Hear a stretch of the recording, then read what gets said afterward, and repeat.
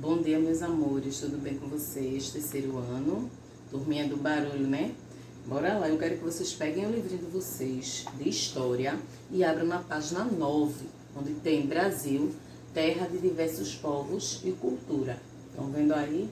Nessa paginazinha, porque a gente vai falar sobre os indígenas, né? Que foram os primeiros habitantes do Brasil. Então, vamos falar dos indígenas hoje, um pouquinho da cultura deles, tá ok? Bora lá. Primeiros habitantes do Brasil. Acompanha aí a leitura com tia. Preste atenção. Você conhece seus antepassados? O que você sabe sobre os povos que viveram há milhares de anos no território que atualmente forma o Brasil? O que é antepassado, tia? Antepassados são os povos que vêm antes. Então, na sua família, tia vai falar da sua família. Na sua família, quem é seu antepassado? Seu avô, sua avó, porque vieram antes de você, seus bisavós. Então, na sua família, são eles o seu antepassado.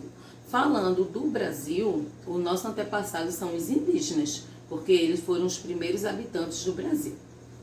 Bora lá. Aí tem assim, ó. Eles ajudaram a formar o povo brasileiro, assim como você, seus colegas e todas as pessoas que vivem no nosso país. Então, os indígenas, eles, junto com os portugueses, com os negros, eles deram origem à formação do povo brasileiro. Mas nós também fazemos parte desses povos, nós também ajudamos a formar aí essa sociedade. Bora lá. Muito antes de o nosso país se chamar Brasil, os povos indígenas já viviam nessas terras. Por isso, eles são considerados os mais antigos habitantes desse território. Muita gente fala assim, tia já comentou com vocês na sala de aula o ano passado. Muita gente fala, quem descobriu o Brasil foi Pedro Álvares Cabral. Foi sim, ele foi o primeiro europeu a chegar em nossas terras, a descobrir nossas terras. Porém, quando eles chegaram, quem estava lá? Quem já habitava essas terras? Os indígenas. Então, os indígenas viviam lá, há muito tempo. Então, Pedro Álvares Cabral, sim, foi o primeiro europeu, primeiro português a descobrir nossas terras, o Brasil. Mas quando eles chegaram, a terra não era virgem, não. Não existiam só os animais ali, não, habitando, não. Existiam também os indígenas, e eram muitos, viu? Muitos. Cerca, no ano de 1500, quando eles chegaram aqui, cerca de 2 a 4 milhões de indígenas habitavam nossas terras. Bora lá.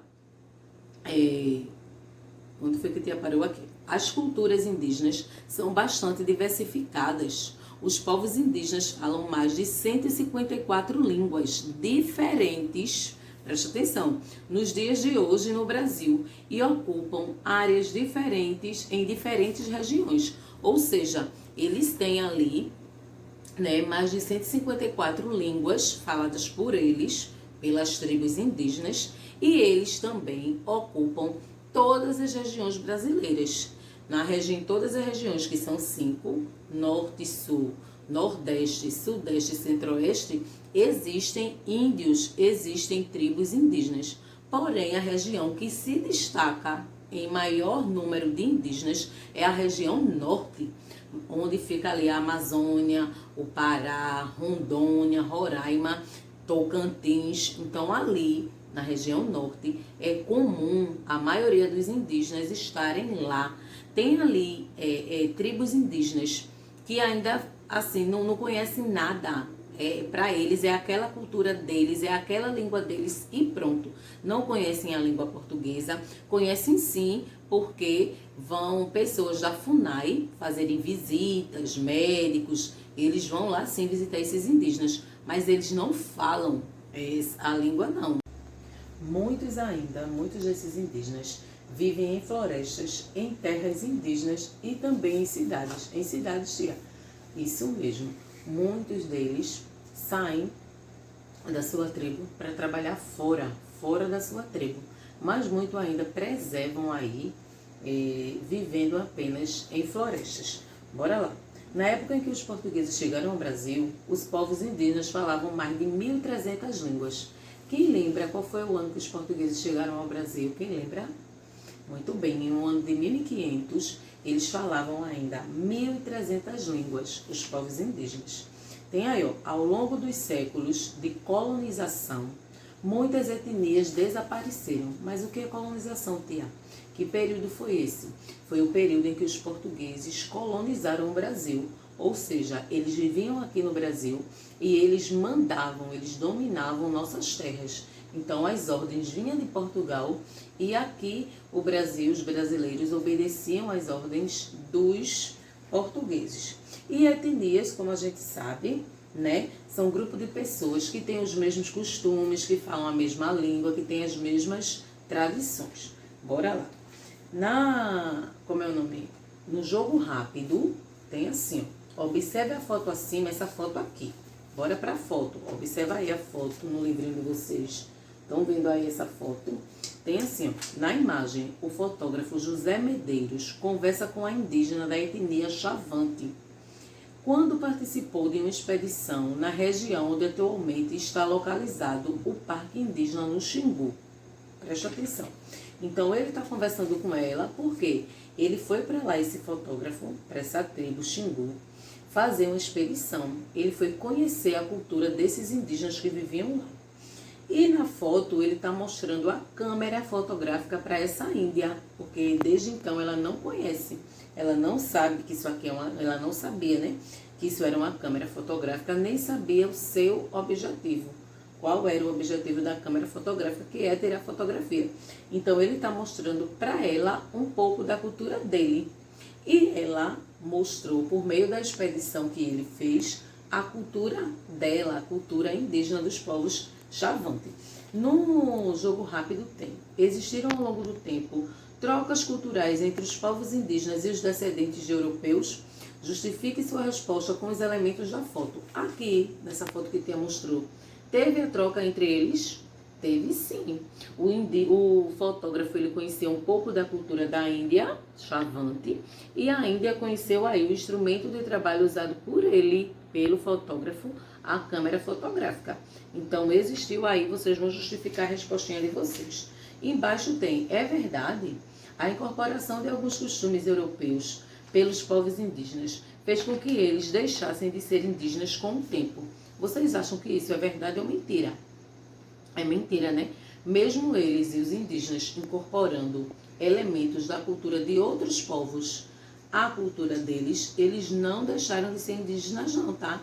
Eles também mantiveram aí a tradição do povo dele. Bora lá, então isso aí é mentira, não é verdade não. Na página 10 tem alguns costumes indígenas. Bora lá.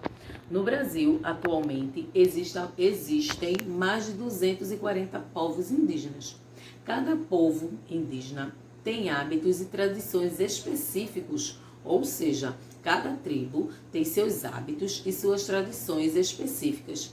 Porém, apesar da diversidade, existem semelhanças entre eles que podem ser identificadas. Como assim, tia? Os rituais, existem rituais em uma cultura indígena, em uma tribo, que na outra não existe. Na outra existe aquele ritual que naquela ali não existe. Então, dá para ser identificada aí essas semelhanças aí, essas diferenças. Bora lá. Pintura corporal. É importante, né? Porque os indígenas, desde o descobrimento do Brasil, que eles quando os portugueses os encontraram, eles já tinham seus corpos pintados. Tanto é que eles ficaram ali admirados em ver aquela arte ali que o índio fazia em seu próprio corpo. Porque se a gente observar direitinho, é uma arte. Bora lá. A arte da pintura corporal é muito importante para os povos indígenas, pois simboliza o papel que os indivíduos ocupam dentro da sua comunidade, os momentos vividos pelo grupo e os rituais sagrados. A pintura marca diversas ocasiões, como casamentos, mortes, adoecimento, a passagem para a vida adulta, entre outros momentos. Então, eles usam uma pintura diferente para cada ocasião. Ou seja, quando é morte de alguém da tribo, eles fazem um tipo de pintura específico. Quando é festa, algum ritual, eles fazem outro. Quando é casamento, outro tipo de pintura. E por aí vai. Então, cada pintura, cada ocasião tem uma pintura diferente. Tem aí, ó, as tintas usadas por eles são feitas de resinas vegetais, como do fruto do urucum e também do genipapo. Lembra que a tia Gi falou que tudo eles retiram da natureza? Pois é, até as tintas que eles usam para pintar o corpo, eles retiram de lá. Do urucum, que ele tem extrai, né, dessa árvore, dessa planta, uma tinta vermelha, tipo um corante, que é usado por eles, e também do genipapo, que é um fruto, também um fruto, ele é bem, como é que eu posso dizer, o sabor, né, ele é bem azedinho, o genipapo, tem umas sementes dentro. Aqui perto da casa de tia tinha um pé de genipapo, e assim o cheiro dele é muito forte, ele tem um cheiro muito marcante. Então caía lá no quintal do vizinho e às vezes os meus irmãos, meus primos iam pegar para comer e eu achava aquele cheiro muito forte. Eu não comia não gostava nem de sentir o gosto do genipapo, nem do cheiro, mas tem gente que gosta, tá? Então bora lá. As tintas, tia já falou, né, que são feitas de resinas vegetais e é comum entre os índios fazerem desenhos em formas geométricas. Como assim, tia? É comum eles pintarem em seu corpo figuras geométricas, como triângulos, retângulos, círculos, linhas retas e também linhas paralelas, tá? Linhas curvas. Bora lá. Tem aqui, ó, a foto de um indígena fazendo a pintura do corpo. Tá vendo que arte bonita que eles fazem? Observa aí no livrinho de vocês. Estão vendo aqui essa corzinha aqui vermelha? É a tinta que eles retiram do urucum. Essa tinta aí, esse corante aí vermelho. Vamos lá.